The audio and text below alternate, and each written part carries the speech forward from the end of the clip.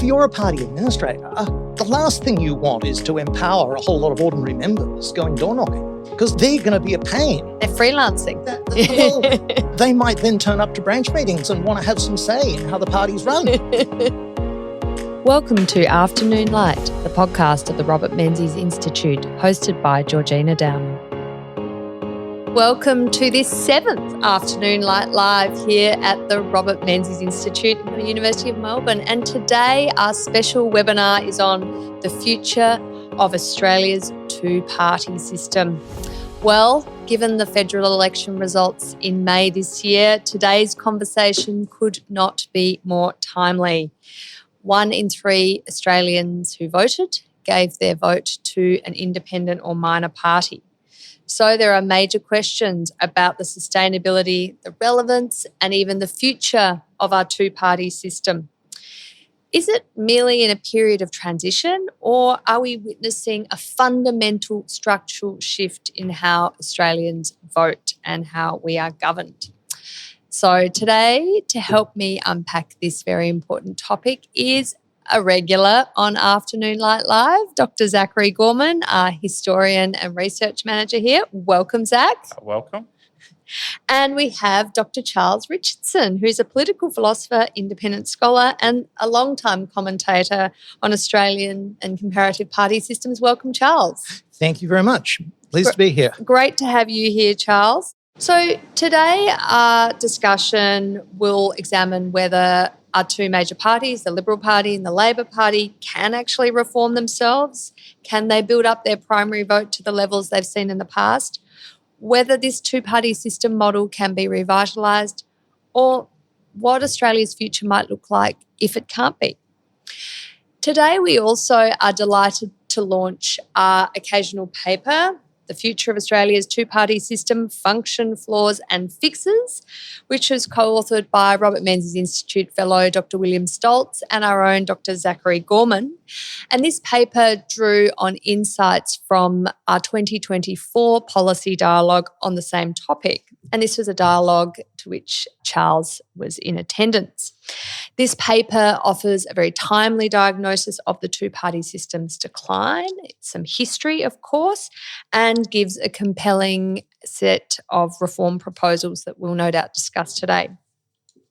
Of course, at the heart of our conversation today is the legacy of Robert Menzies. He not only helped forge Australia's two-party system with the founding of the Liberal Party in 1944, but he also had himself a deep belief in great parties, that they were institutions that could unite around enduring principles, articulate long-term vision, and provide the stability necessary for the good governance of the country. Menzies warned against politics dominated by factionalism, short-termism, and the randomness you'd get from lucky dip independence. His vision of a coherent, principled party of government remains a powerful lens through which current political moment can be evaluated. So, to begin, Zach, I'm going to start with you because it's a bit of a history question. Advocates for the two-party system like Alfred Deakin and Robert Menzies believed in it deeply. Give us a sense of what their justifications for this system were. Well, it's interesting that it has historically always been the Liberal side of politics that has felt compelled to make the case for the two-party system. And I think that a lot of that has to do with this idea that liberalism was hegemonic in 19th century Australia. Liberalism was the status quo. So a lot of politics was Liberals just bickering about themselves over issues like the tariff question. And then the Labor Party came along and it was the big outsider. It had a fundamentally different idea of the role of the state, a far larger role it wanted for the state. And it nevertheless became very powerful very early on in its existence because it took up this middle power position between the two fiscal parties and was able to use that balance of power position to really jockey for political power and policy implementation far beyond its electoral strength. And that was something that people like Joseph Carruthers, who I did my PhD on, and then Alfred Deakin, George Reid in federal politics, they found very problematic. They felt that there was a natural Liberal majority in the Australian polity. And if you could only get them to unite, then you would have Liberal governments that would be able to stand up for Liberal principles. And Menzies was dealing with the same thing in the 1940s when the UAP was starting to fracture. He was actually dealing with, famously, his own minority government after the 1940 election when he was stuck with two independents. So again, he had to deal with this raw bargaining rather than having a clear electoral mandate from the people as to what a government should do. I think it's worth reminding our audience too, Zach, of the situation that Alfred Deakin faced of the 311s. So he sort of identified the two Liberal parties that were operating, the Free Traders and the Protectionists, and the Labor Party, that it was like trying to play cricket with three sides and, it was impossible. And so, in his diagnosis, you needed to get away from this sort of multi-party system, that it was much better to have, if you wanted to prosecute a set of principles, a clear contest between two sides. Yeah, so it's the 1903 election that has this result that's essentially three equal parties. And you actually have to go all the way back to 1903 to get any sort of electoral result similar in terms of how the primary votes are divvied up to what we've just seen in 2025. I mean, even in 1906, the anti-socialists and the Labor Party combined for at least 72% of the vote. The Protectionists actually, ironically, were the minor party by the end of their existence. They were the centre party sort of being eaten away at by both the left and the right, and ultimately decided to side with the anti-socialists and form the Liberal Party. But I think that it's wonderfully British to think of politics as a game of cricket, that you need to have two sides. And it's interesting that the Westminster system itself evolves in a system where you have two sides. You have these sort of Tories and Whigs that are ultimately traceable to the Civil War. They predate sort of party cabinet politics. And there's an argument to be made that cabinet politics and Robert Walpole and that system of having a prime minister emerges in part because the bifurcation is there before the system, the political system is there. Charles, the Westminster system of responsible government, is often argued to sort of imply a necessity of two-party system. I mean, do you agree with that? And if you don't, do you have examples of where multi-party governments have worked? Yeah, look, I think there's no doubt that having parliamentary government produces a tendency towards a two-party system. So exactly as Zach just said, you look at 18th century Britain, you've got nothing like modern democracy, nothing like mass parties, but you've still got a constitutional structure where one side's in government, so there has to be an alternative government. There has to be someone sitting on the other side of the chamber to critique the government, to question their policies, and to offer themselves as an alternative. If the king gets sick of one minister, he has to have someone to turn to that he can appoint instead. But we've got to think about what does that entail in terms of actual parties. You can have two sides in Parliament without there being just two parties. Each side can be composed of several different parties. And that's what you see in a lot of European countries that have proportional voting systems. So, for example, in Sweden, there's 8 different parties in Parliament. But when you go to an election, you know that those parties generally line up as either left or right. And so an election is basically a choice between left and right. And there's a couple of parties in the middle that might switch either way, depending on, whether one side is seen to have gone too far to the extreme. But you don't have the position that Menzies was arguing for of large catch-all parties. At the opposite extreme, you've got somewhere like the United States, where there really are just two parties, and yes, there's third parties out there, but nobody takes them seriously at all. The two parties are institutionalized. And as a result, they're much more amorphous. They don't have a particularly clear class basis or a particularly clear ideological direction.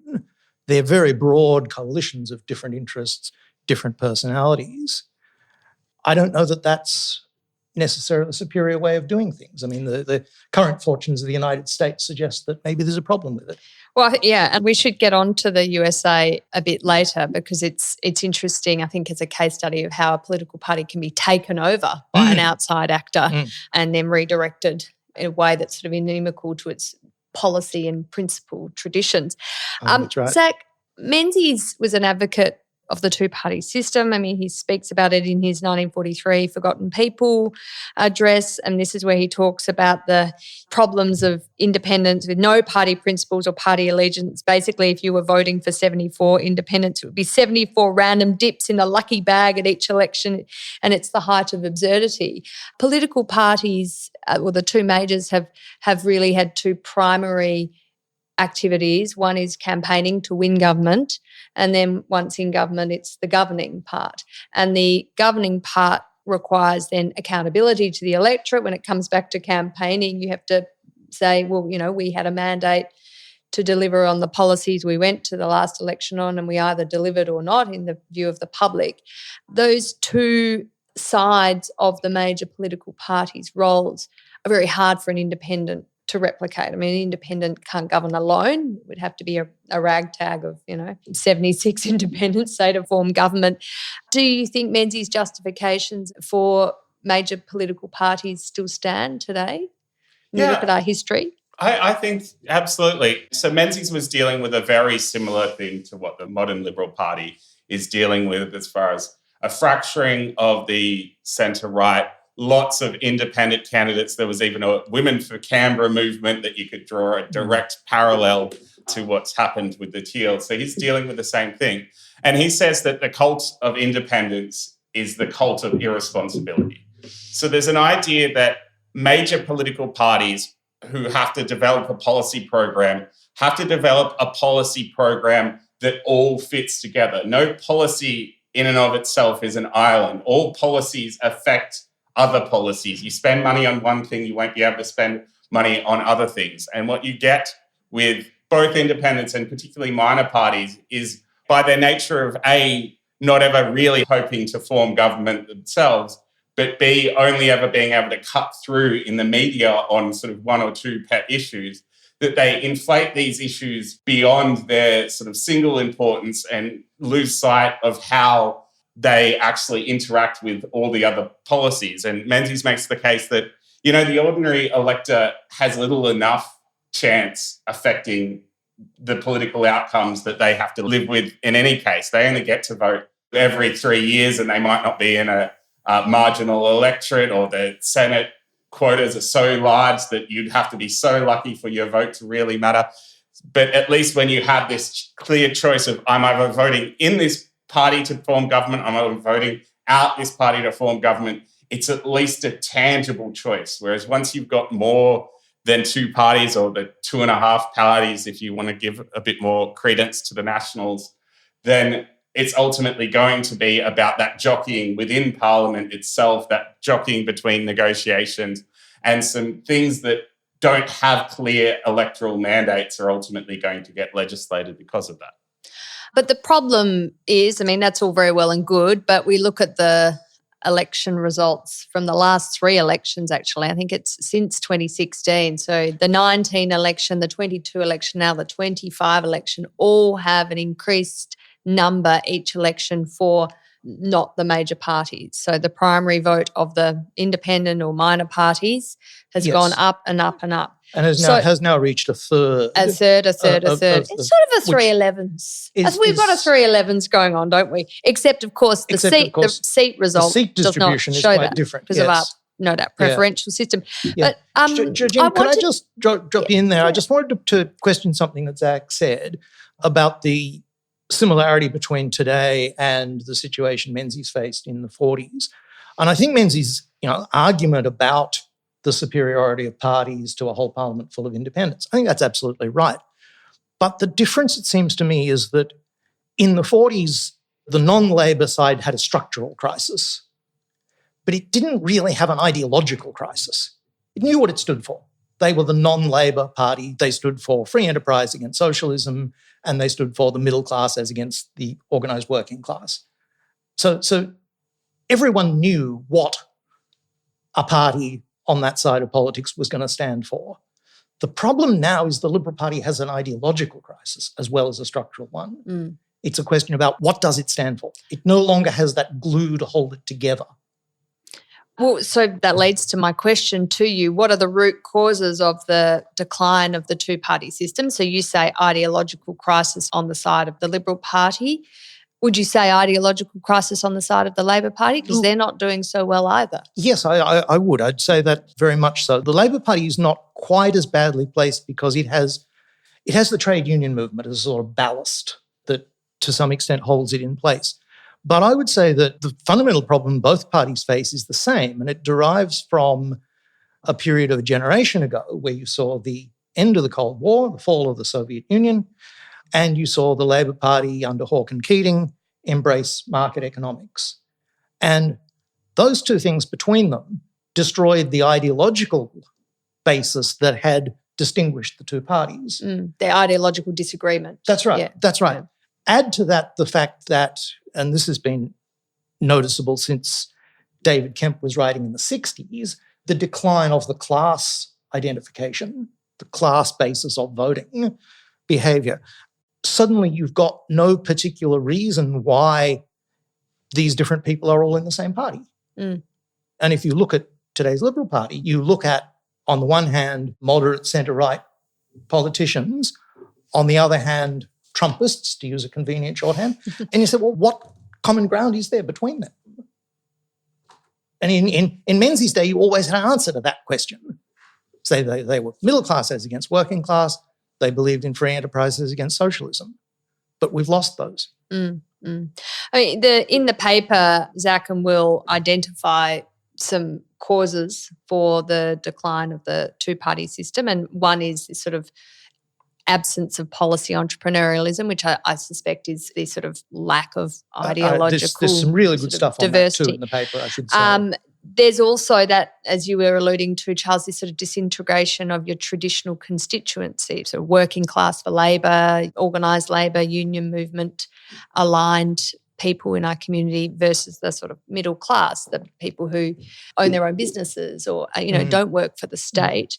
And then this idea that their campaign techniques are just off. So they're really slow to adapt to new forms of communication, that independent candidates just don't have the sort of overarching bureaucracy of a party to impose certain ways of campaigning on them. They just do whatever suits them. Yeah. And then finally that just some campaigning methods just are a bit ick and and they, they're the methods of the major parties, and the public just goes, no thanks. They're a bit ick, yes. I love that. I love that as a description. The other thing you've got to realise with this, and all of us here being liberals in some sense, understand that there's no such thing as the party acting. Only individuals act. So when you say, look, the party is doing things that aren't in its interests, they might still be in the interests of the individuals who are doing them. So if you're a party administrator, you've got, a few $1 million to spare on a campaign, you can spend it buying TV advertising with, negative ads about your opponent, or you can spend it on organisers to go out door knocking. We know that the latter is much, much more effective. Yeah, and recent election results have shown that. Yeah. Enormous amounts of research. There's no doubt at all about that.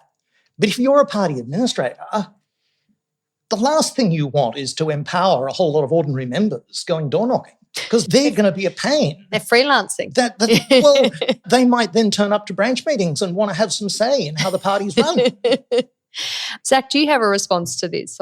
You and Will wrote this paper on these root causes of parties' decline. I mean, there's I think an interesting issue you touch on about, we don't join parties anymore. We don't join community groups and voluntary organisations in the numbers we used to, that those community ties, the joining nature of our societies has really dissipated in the last few decades.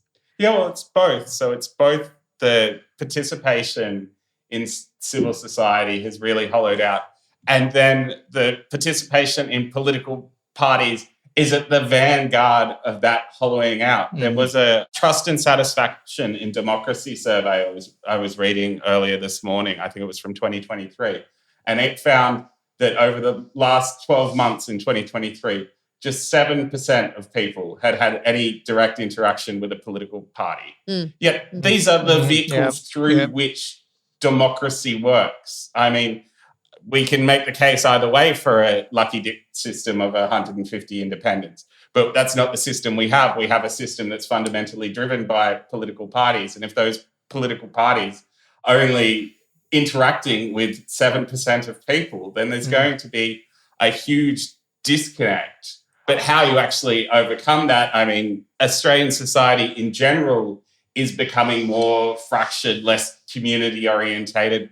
That's not just true of Australian society, it's true of societies all across the West. It's true of societies in the East. I mean, look at Korea and various other places. These are massive modern problems.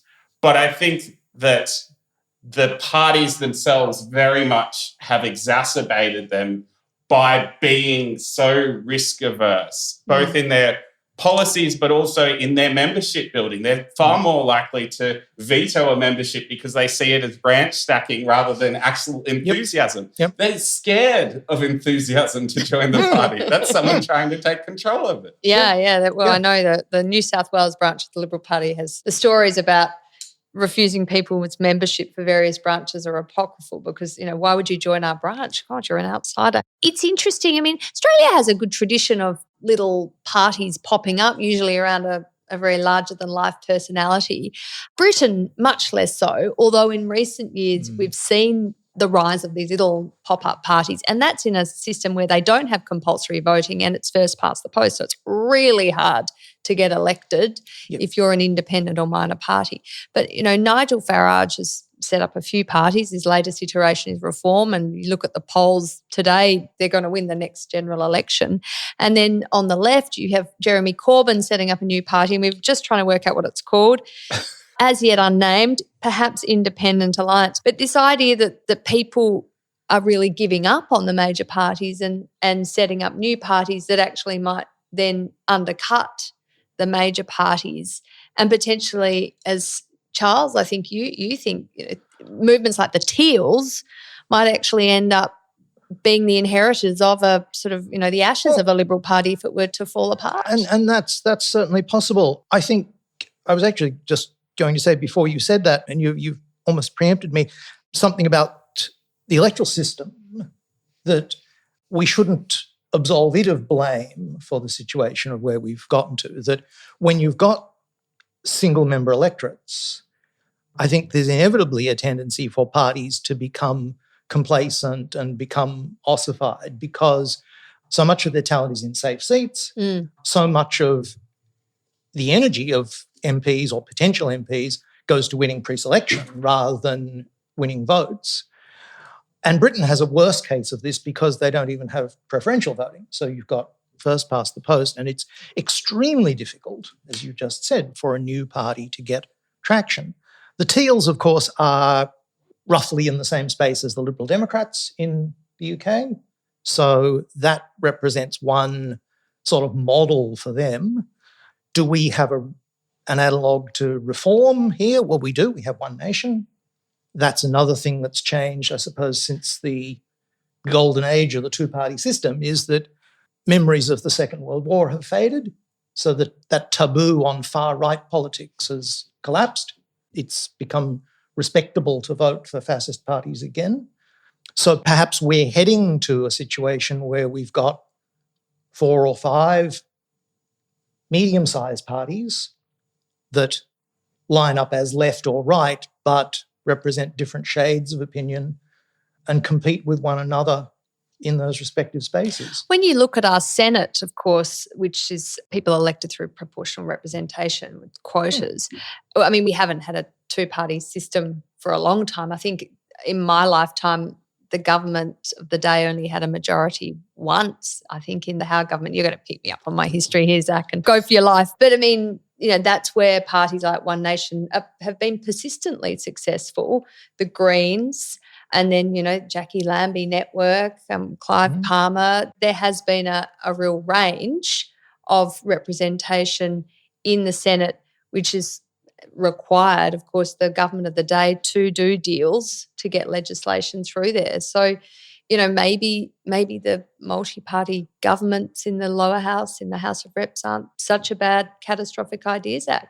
Make the case that they are a bad idea. Well, I would say, 2 points. It's interesting that there's a significant time lag between the introduction of proportional representation for Senate elections and you actually getting those minor parties emerging to actually seize that opportunity. It's the 49 election where you get proportional representation. Before that was basically winner takes all, and it tended to be that one party had an overwhelming majority in the Senate one way or the other, so there was no negotiation whatsoever. So I actually think that that's a good system that's developed in the Senate. I think it's more what the Senate was always intended to do, which is be a bit of a check and balance, ensure that there is this extra layer of scrutiny. But I like that because it's almost a veto power on bad legislation. And being a Liberal or a Conservative, I think most things that governments do are bad. So the more that it stops, the better. I remember just on that, Zach, I think there was in Belgium a decade or so ago, they had an election and no party could form government, no even coalition of parties could form government. So they had another election, still couldn't form government, another election, still couldn't form government. I think they had 2 years with no party of government or no government. And so no legislation was passed. And you know what? Belgium was fine. They were completely fine. I wouldn't necessarily go that far, obviously. I do think that in the lower house, you do want clear majorities because that is where governments are going to be formed. That's where you need that ability to have stability and long-range thinking. And in that Forgotten People broadcast on the party system that Menzies delivered in January 1943, he laid the blame for the fall of France directly on its multi-party system and the way that there was no stability, constant jockeying, constant governments rising and falling. Okay, we are now into our audience Q&A. Lots of questions coming in. This is obviously a popular and provocative topic, so that is fabulous. Bob Partington, hello, Bob. I know you're in Sydney. Great to have a question from you. You've got a question in 2 parts. I think that's sneakily 2 questions, but anyway. Please talk to the impact of rapid population growth on the 2-party system, which I think is an interesting question because demographics change and traditional voting alignment, that might come down through your grandparents and your parents isn't the case if you've just moved to this country. The second part of his question is, what would be the impact of first past the post system? So who would like a go at the first one? I can say something about that. We started by talking a little bit about the 18th century, and that's where most of our political traditions come from. And of course, that's a period where the population is, several orders of magnitude smaller than today. Yeah. Everyone in the political class knew everyone else. It's all about personal relationships. So in a sense, you could say, look, we're still trying to manage that sort of system, but in radically different conditions where there are far more people with the vote, far more people who are entitled to participate. And of course, what happens is that for most people, their participation is just limited to turning up once every 3 years and filling out their ballot paper. They have no actual input into the way we're governed. What do you do about that? Devolution to smaller units, more powerful local government perhaps. Some people suggest expanding the size of parliament so that electorates are smaller, people can get to know their MP better. I would suggest, how about we just try and take some powers away from government and give them back to the private and the voluntary sector where people can have a more direct input. But it's a difficult problem, yeah. Zach, do you have a thought on increasing population and its impact on the 2-party system? Well, I think it probably does factor into sort of simplifying messages and the fact that you have to have things that are going to be easily understandable to people who don't have that deep grounding in Australia's political traditions. They don't have the same level of sort of brand recognition for the parties. You do have to have messages that are more easily digestible, but I don't find that to be an excuse for what's happened with Australia's political parties. I mean, we've had high levels of immigration before the Menzies era did it. We were able to integrate people into our democratic culture. I think that it's still something that Australia should strive to do, and maybe we need to put more effort into it, but I don't think it should be used as an excuse. It's interesting, Zach, in a lot of our work here, we've done a lot of work on immigration and, Menzies is a sort of a Cold War warrior. He attracted the sort of natural support of people fleeing communism.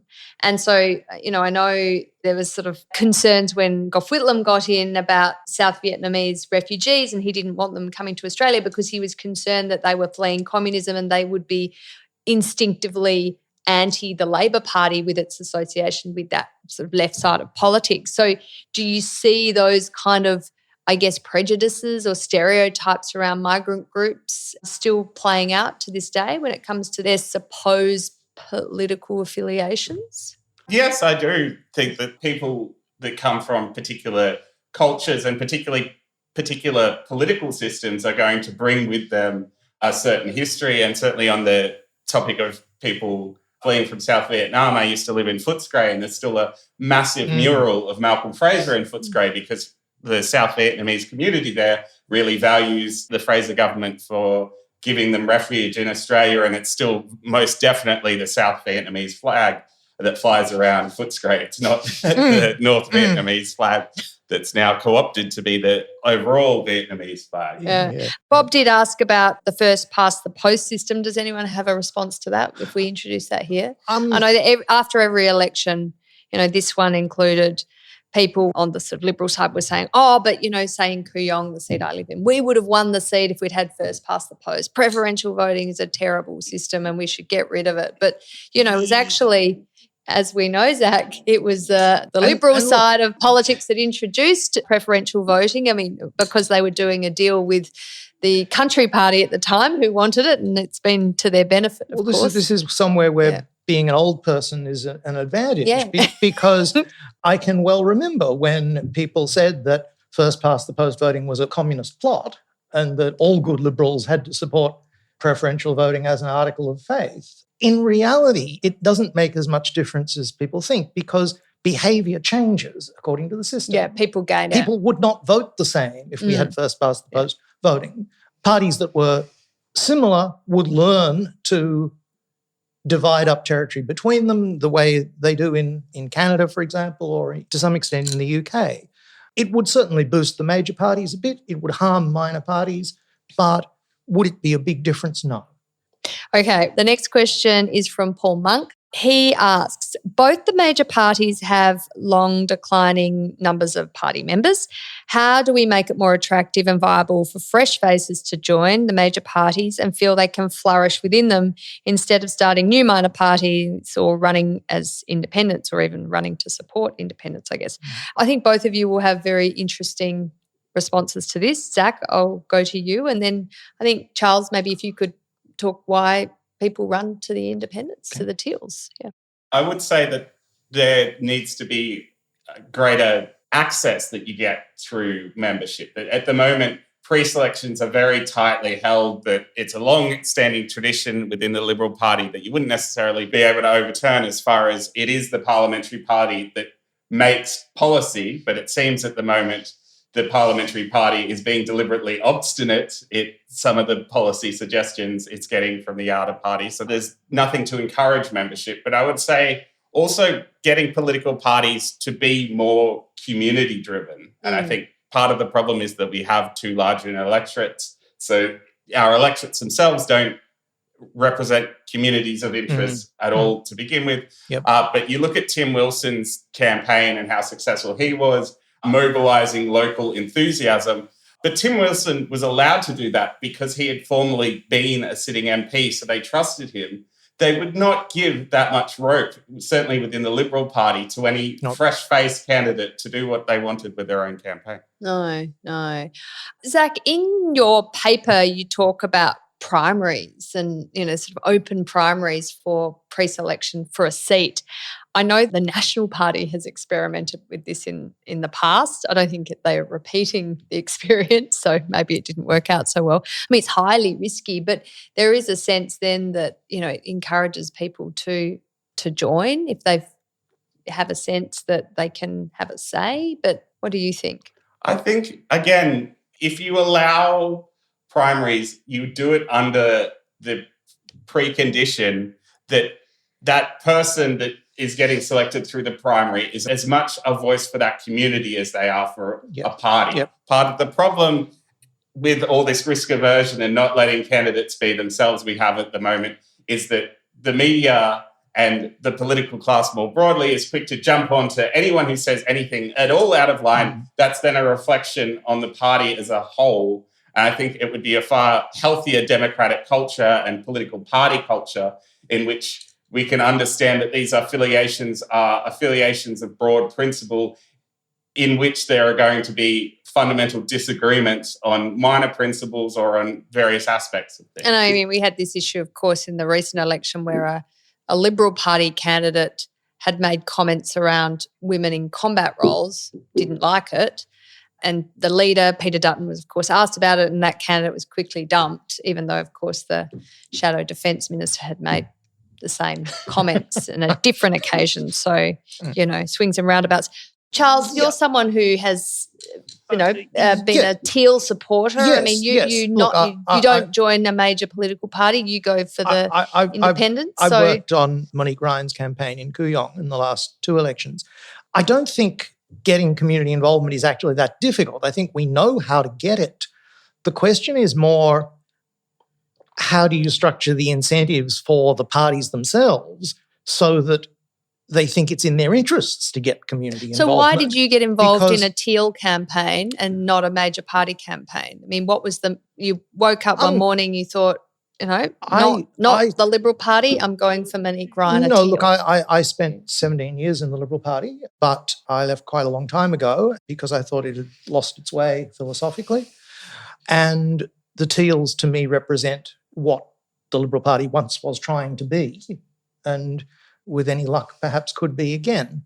I don't believe in Menzies' idea of, the lucky bag of 74, however many independents all chosen at random. I think the Teals would be better off if they were to actually become a political party. But they have an extremely good record at that grassroots involvement of getting, thousands upon thousands of people involved who had never done anything political before, and really maintaining that connection to their communities. But there's no reason a political party can't do that. We know it can. The early parties did do that. Zach will probably have the figures, but the number of members that the Liberal Party had by the early 50s as a proportion of the electorate, something like 20 times what it is now. Easily. It's a huge difference. Yeah. So parties can do that. The problem is that the people who run parties now do not see that as being in their interests. They don't see the mass membership as a priority. It's not just it's not a priority, it's a positive threat to them. If you talk to, your state directors and the rest of political parties, from their point of view, members are just a nuisance. Whereas for a Teal, their supporters... They're a resource. I mean, that's the difference between winning or losing. Absolutely. Another question, this time from Michelle Smith. Would the party do better if MPs were able to cross the floor and vote according to the wishes of their communities rather than the party? So I guess when she says the party, she's talking about the Liberal Party because, of course, the Labor Party does not allow you to cross the floor. Yeah, well, this is one of the fundamental divides of Australian politics. When the caucus pledge was first introduced in New South Wales in the 1890s, the Labor leader, the first ever leader of the New South Wales Labor Party, Joseph Cook, not only left the party, but he went on to become a Liberal Prime Minister. This is one of the things that divides the parties the most. But the problem the Liberals have always faced is that they're competing against such tight discipline that to actually allow in practice the freedom that they uphold in principle, it doesn't really have positive consequences. There's always been a tightening of Australian party discipline, and it is largely in response to how effective that Labor method was. But again, I would go back to this idea that we just have too few seats in the Australian federal parliament. So each seat matters so much that you absolutely have to whip your members to the end of their life. Whereas if you had a UK-style larger parliament, a few people crossing the floor would not be the great betrayal and the end of their cabinet hopes and all the rest of it that it currently is. Charles, do you have a comment to that? I pretty much agree with Zach entirely on that. Obviously, every party needs some sort of discipline. You can't have everyone just voting at random all the time. The Labor Party, I think, has gone much too far in the other direction. The Liberal Party, to its credit, has never done that officially, but realistically, over the last 20 or 30 years, discipline has been almost as tight as it is in the Labor Party. And yes, I think the party is a loser for that. But, I mean, there are famous examples of serial floor crosses in the Liberal Party, and some of them do quite well. I know, Katie Allen, for example, who was the member for Higgins, she crossed the floor in her first term. She ran for pre-selection again because she lost her seat, ran for pre-selection again and got pre-selected. So it wasn't, in the end, a problem for a pre-selection. Look, we'll go to our next question, which we potentially have already answered, so we'll try and answer it quite quickly. From Amaria Tamaro, does Australia's preferential voting system help preserve the two-party structure, or does it give minor parties and independents more power? Zach, do you want to go? I think it gives people the option to vote for a minor party without the risk. I mean, we talked before about first past the post. We've had two very similar election results in several ways in the UK and Australia recently, where a party got a little over a third of the primary vote, yet had massive majorities. Yet the difference in Australia is that there's a legitimacy to that result because it is people who deliberately let their preferences left, whereas in the UK, the evidence is that there was a plurality of voters who voted right that nevertheless ended up with an overwhelming majority for a left-wing government. So I think that it allows a greater range of viewpoints to be in place, but at the same time, it does sandbag the major parties. That's why the conservative side of Australian politics introduced it in the first place, because they were being dogged by split votes so consistently. Yeah, look, I agree with that. And as I said before, I think to some extent that question is a distraction, and that the real issue is the difference between single-member districts and proportional representation. We've just seen an election in Tasmania where the members elected reflect almost exactly the respective votes received for the party. So you've got a parliament that reflects exactly what the voters wanted. And also what they wanted last time. Indeed, it didn't change the result. Yes, well, that's right. We've got a comment here from Peter Champness. Both major parties lost ground, but both parties failed to address major issues for us voters. Issue 1, high levels of immigration. Issue 2, climate change and net zero. Both of these are hurting us severely. Charles said we have lost the philosophy of free enterprise against socialism. I would say we still have socialism, but we don't have free enterprise anymore. Australians have always been sceptical about politicians and parties, but their lack of interest seems to have become even more extreme. Charles, I guess, directed to you. So. Yeah, look, socialism is one of those words that, can mean more or less whatever you want it to. I use it in the traditional sense of collective ownership of the means of production and a centrally planned economy. And in that sense, that remained Labor's ideology up until the 1980s, since when it's been abandoned. And rejection of socialism in that sense is now common ground between the two parties. That doesn't mean there aren't still a lot of policies that you could say rest on sort of socialist assumptions of one sort or another. Certainly, as I indicated before, governments are much more powerful and do much more stuff than I would like, for one. But you'd be hard-pressed to see much difference between the major parties on that score. Zach, do you have a comment to that? Yeah, well, I think that net zero is a really big philosophical conundrum for the Liberal Party, because it ultimately involves a great deal of state intervention either to achieve that goal, or certainly with government-built nuclear power plants to find an alternative to that goal. So I think that it has sort of poisoned the well of Liberal politics, and it is unquestionably one of the main reasons why the various factions or philosophical beliefs contained within the Liberal Party can no longer agree to disagree or agree on some sort of general thing while allowing for other disagreements to the extent that they could maybe 20 years ago. Yeah, and I guess the sort of the wets versus the dries arguments of the 70s and then into the 80s that the Liberal Party had then, I mean, they don't exist these days as a complete seem to be a complete consensus on this issue. This now is the kind of burning question within the Liberal parties and National Party with its coalition partner. Where do you go with net zero? There are some people who say it should be dumped entirely. They don't think it's going to deliver on the concerns around climate change. It's ruining the economy. There are others who say it's baked in. It's just, we're wasting our time here. We're fighting a culture war. Forget about it. Let's move on and, work within the bounds of net zero. And, I mean, that may be a question that ultimately can't be resolved or maybe it will be. I think there is a very deep philosophical question there. I would phrase it as, do you believe in science and modernity or don't you? And there's a certain section of the Liberal Party for whom rejection of modernity has become just fundamental to them, and they won't concede on that question. And I think that's a real problem for the party. I think we could go down a rabbit hole there, but we'll move on to John Cole's question. This is a really interesting question. In 1901, Geoffrey Blaney reminds us that 4 of the 11 largest cities, so in 1901, 4 of the 11 largest cities were inland. Obviously, Geoffrey Blaney has made that point. Today, only Canberra, as an inland centre, remains one of our 11 largest cities.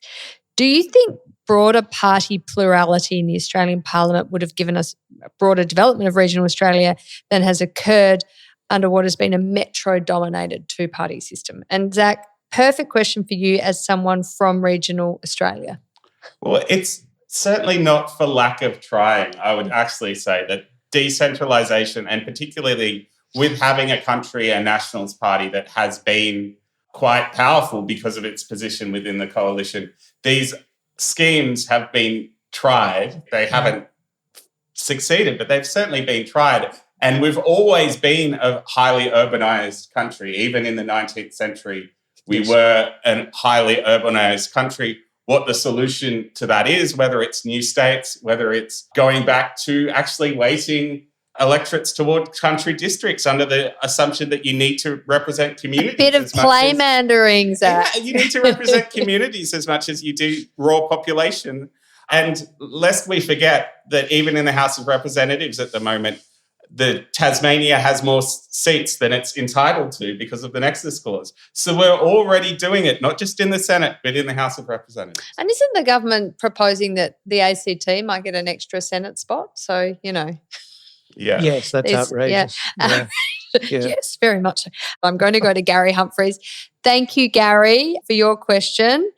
There is much to commend Charles's view that ideological drift hollowing out has contributed to the Liberal Party's present woes.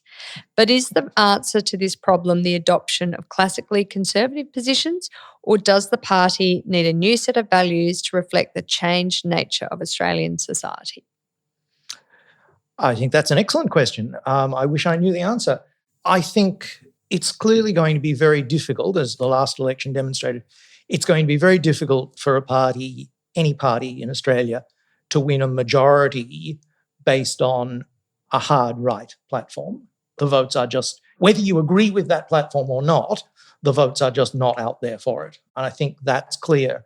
Whether it's possible to build or rebuild, let's say, a mainstream centre-right party that still somehow gets the votes either in preferences or some other way from those hard right voters, but maintains itself as a mainstream liberal force, that's the $64,000 question, and I don't know the answer. I would just point out, though, just as a little bit of a caveat, that the Peacocks and Turnbulls have historically been less successful than the Menzies and the Howards, that there is a need for the Liberal Party to accommodate its conservative wing, that when they feel alienated, that has not resulted in electoral success either.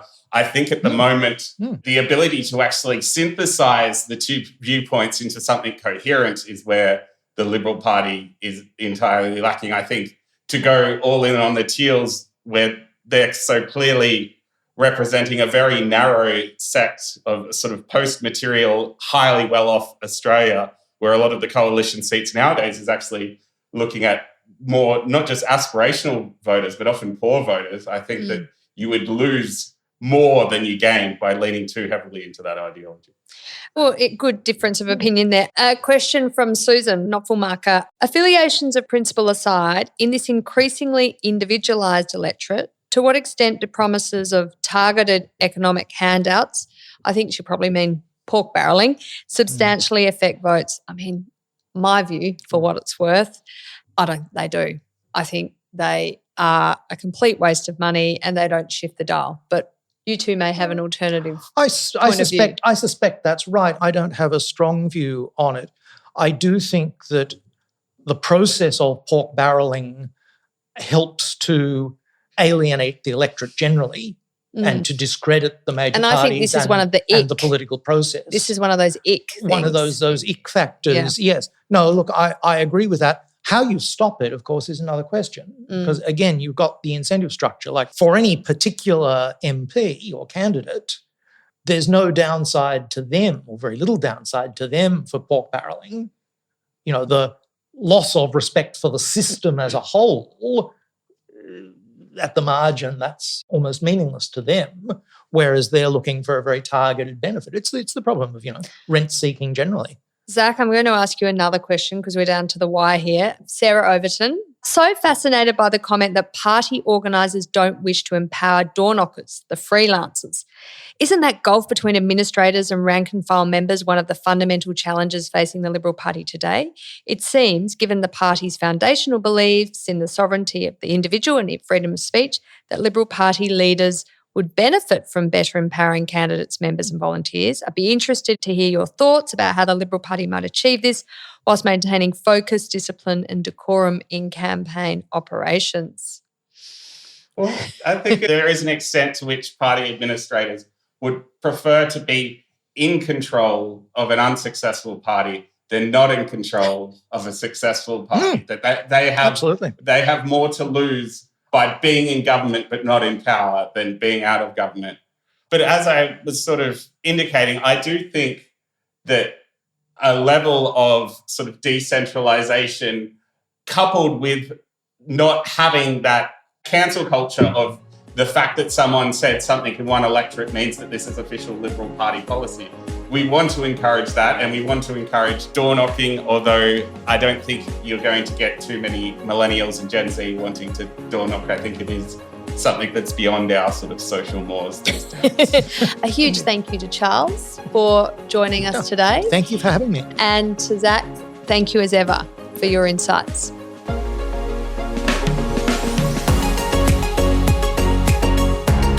That's it for this week's episode of Afternoon Light, the podcast of the Robert Menzies Institute. Please make sure to subscribe and catch up on our latest online content on our website or on Twitter, LinkedIn or Facebook.